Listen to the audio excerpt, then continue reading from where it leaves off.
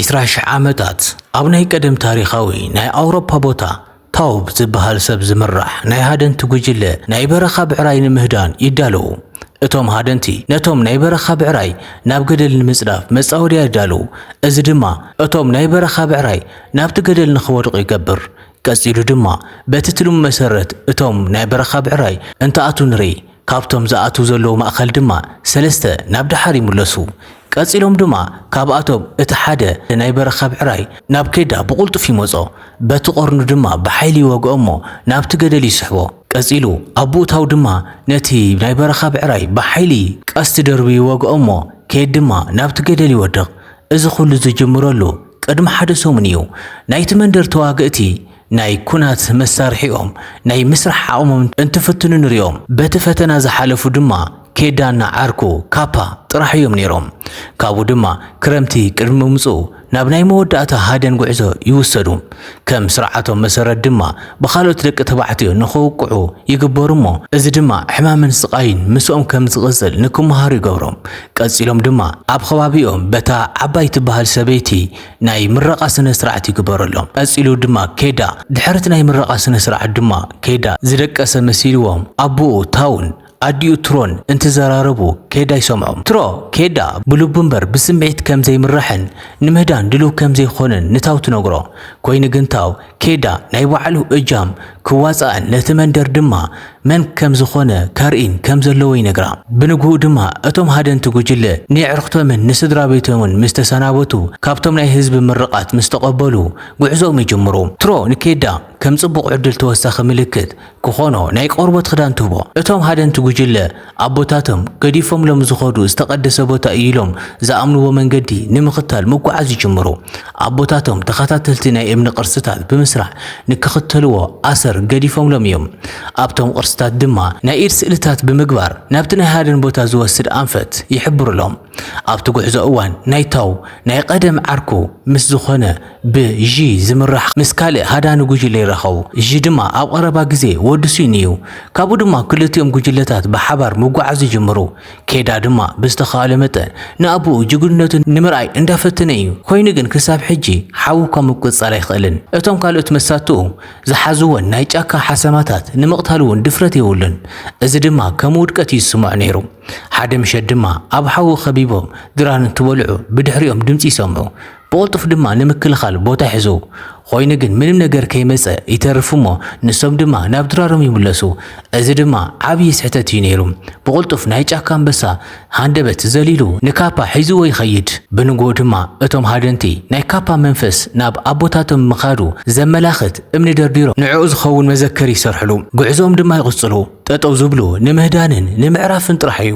ሓደ ምሸት ንምድቃስ ዝምችው ዓብይን ድሕንነት ዝተሓለወ ዋሻ ይረኽቡሞ። ናብቲ ዋሻ ኣትዩ ታው ኣብ ምሸት ንኬዳ ልክዕ ከምናቱ ናይ ኸዋኽብቲ ወቃጦ ይገብረሉ። እቲ ወቃጦ ድማ ኩሉ ግዜ ናብ ገዛ ዝኸደሉ ኣንፈት ከም ዝመርሖ ይነግሮም። ድሕሪ ዝተወሰነ መዓልታት ድማ ናይ በረኻ ብዑር ዝኸድሉ ናቶም ኣሰር ይረኽቡ። እዚ ድማ ናብቲ ናይ ፈለማ ናይዛ ቪድዮ ዝረኣናዮ ምስሊ ይወስደና።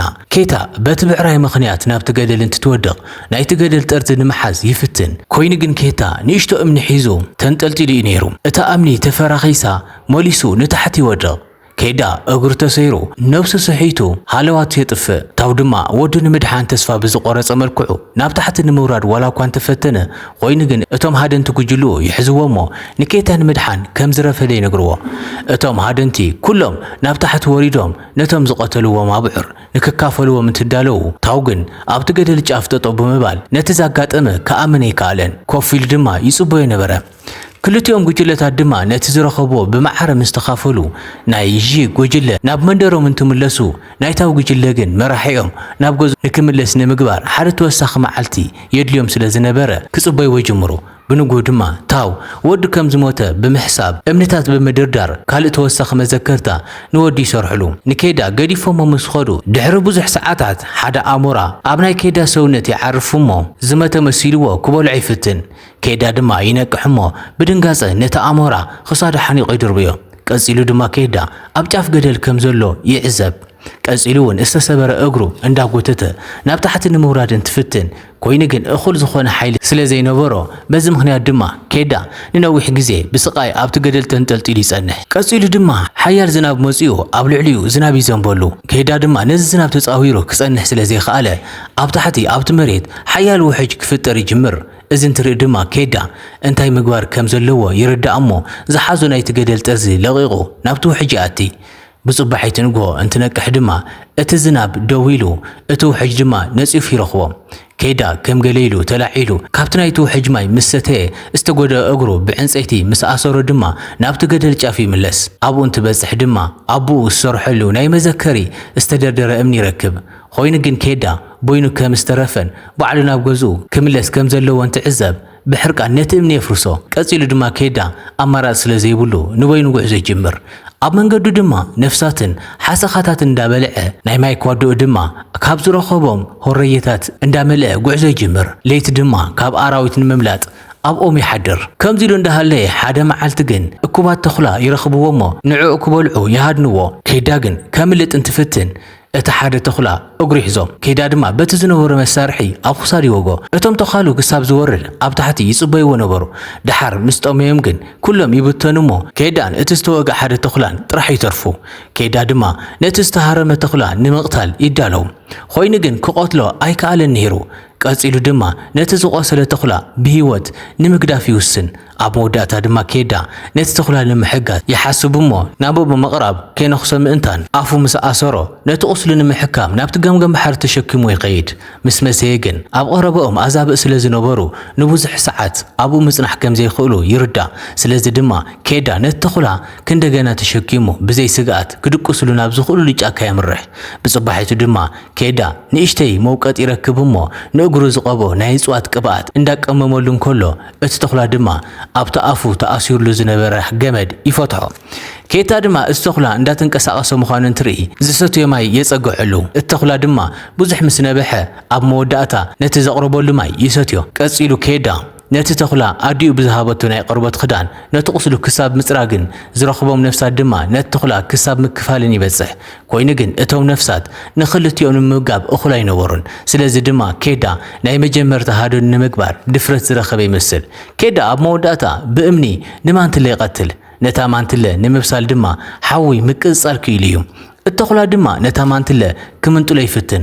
ኮይኑ ግን ኬዳ ካብ ኣቦኡ ብዛዕባ መሪሕነት ዝተምሃሮም ትምህርትታት ዘኪሩ ብቁልጡፍ ነቲ ተኹላ ይደፍኦ። ኩሉ ግዜ ቀዲሙ ብምብላዕ ድሓር ድማ ነቲ ተኹላ ብምምጋብ ልዕሉን የረጋግጽ። ዋላ እኳ ብሓባር እንተጸንሑ እቲ ተኹላ ሕጂ እውን ንኬዳ ክነኾ ኣይፈቐደሉን ነይሩ። ክረምቲ ድማ ከኣቲ እንዳተቃረበ እዩ።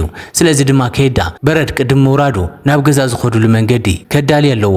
ኮይኑ ግን ብዘይ ኣቦ እዚ ምግባር ከም ዘይኽእል ይርድኦ እሞ ግን ድማ ኣማራፂ ስለ ዘይብሉ ባዕሉ ክፍትን ኣለዎ።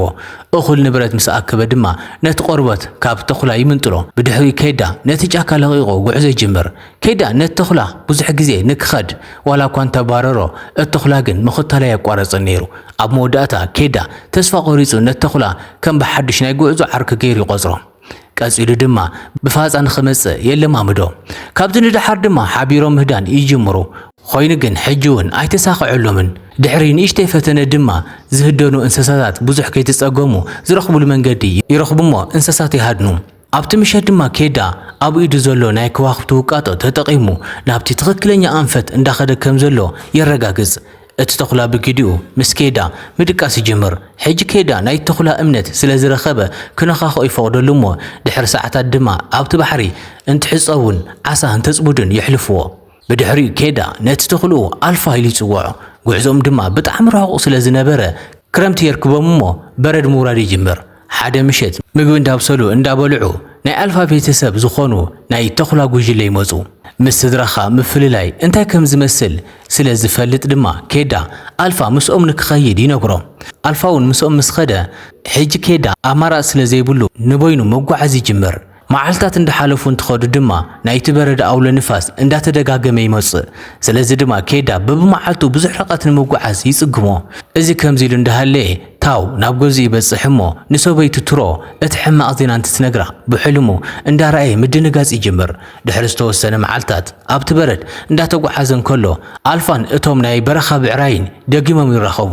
ቀፂሉ ድማ ናብኦም ይጎይ ኮይኑ ግን ኣብ ማእኸል እቲ ጠጠው ዝበለሉ ናይ በረድ ቦታ ይስንጥቕ እሞ ናብቲ ባሕር ውሽጢ ኣቲ በዚ ድማ ኣድዩ ዝሃቦቶ ቆርበትን ዝሓዞም መሳርሕታትን እንትሰምጡ ኬታ ነቲ በረድ በቲ መሳርሒ ይወግኦ እሞ ኣልፋውን ሃንደበት መፂኡ ጎቲቱ የውፅኦ በዚ ድማ ክልቲኦም ክንደገና ብሓባር ምጓዓዝ ይጅምሩ ኣብዚ ምሸት ድማ ኬዳ ሰውነቱ ዝተወሰነ ንኽሞቕ ንኣልፋ ሓቂፉ ይድቅስ እሞ ብድሕሪኡ ድማ ንእሽተይ መንገዲ ምስ ተጓዓዙ ናይ ሰብ ርጋፅ ኮቶ ይረኽቡ ንዕኡ ተኸቲሎም ድማ ናብ ሓደ ጎጆ ይበጽሑ ኮይኑ ግን ብዝሕዝን መልክዑ እቲ በዓል ገዛ ብበረድ ደሪቑ ህይወቱ ሓሊፉ ነይሩ ኣብቲ ገዛ ምንም ዓይነት ምግቢ ኣይነበረን ኬታ ንምህዳን ዝኸውን ማንቲክራማ ይረክብ ሃንደበት ድማ ነቲ ማንቲክራማ እንዳሰሓለ ኣብ ዝነበረሉ ግዜ ካብ ኣፉ ደም ይወፅእ እሞ ኣልፋ ድማ ብጭንቀት ይጥምቶ ድሕሪ ዝተወሰኑ መዓልታት ነብሶም ኣብቲ እምነታት ማእኸል ምስ ኣዛብእ ይረኽብዎ እሞ እቶም ኣዛብእ ድማ እንዳተኸተልዎም ከም ዝኾኑን ብቕድሚኦም ድማ ብጣዕሚ ሓደገኛ ዝኾነ ኣውሎ ንፋስ ከም ዘሎ ይርድኡ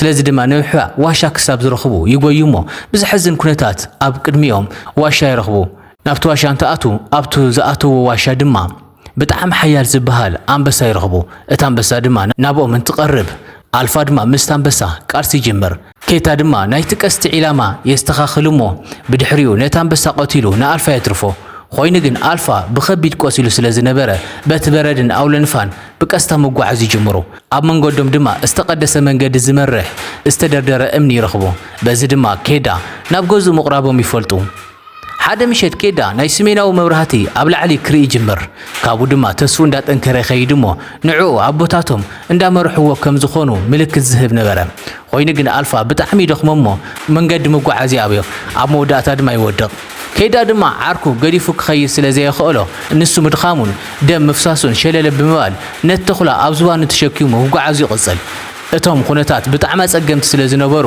ኬዳ ኣብ መወዳእታ ይወድቕ ኮይኑ ግን ብሕልሙ ቅድሚ ምኻዶም ወለዱ እንትዘራረቡ ዝሰምዖም ናይ ኣቡኡ መበራታት ዝኾነ መዘከርት ንኻልኣይ ግዜ ይርኢ ትሮ ንኸይትጭነቕ ክብል ታው ኬዳ ንባዕሉ ካብ ዝፈልጦ ንላዕሊ ጠንካራ ከም ዝኾነ ይዛረባ ነበረ ኣቡኡ ኣብ ልዕሊ ኬዳ ዘለዎ እምነት ሓድሽ ጥንካረ ሂቦ እሞ ንኣልፋ ክንደገና ሓዚሉ ነቲ ኣውሎ ንፋስ እንዳረኣየ ናብቲ መንደር መጓዓዝ ይቕፅል ገዙ ክሳብ ዝበጽሕ ድማ መንገዱ ብትብዓት ይቕፅል ኣብ መወዳእታ ኬዳ ኣብቲ መንደሩ እንትትበጽሕ ንኹሉ ነገር እንትርኢ ከኣመነ ይከኣደን ታው ድማ ወዱ ክንደየናይ ከም ዝኾርዐሉ ቅድሚ ምዝራቡ ንባዓቱ ይቕድሞ እሞ ንዕኡ ንኣልፋን ወሲዱ ንኽሕብሕቡ ይገብር ኬዳ ድማ ምስ ተሓከመን ምስ ተመገበን ድማ እታ ዓባይ ሰበይቲ ናይቲ መንደር ንኣልፋ ተሕክሞ እሞ ብቕልጥፍ ድማ ሓድሽ ነገር ከም ዘሎ ይርዳእ ኣልፋ ወዲ ዘይኮነስ ጓልያ ነይራ ብርግጽ ድማ ነፍሲ ጾርያ ነይራ ኩሎም እቶም ዝወለደቶም ግልገላት ድማ ጥዕና ዝመልኦም ኮይኖም ይውለዱ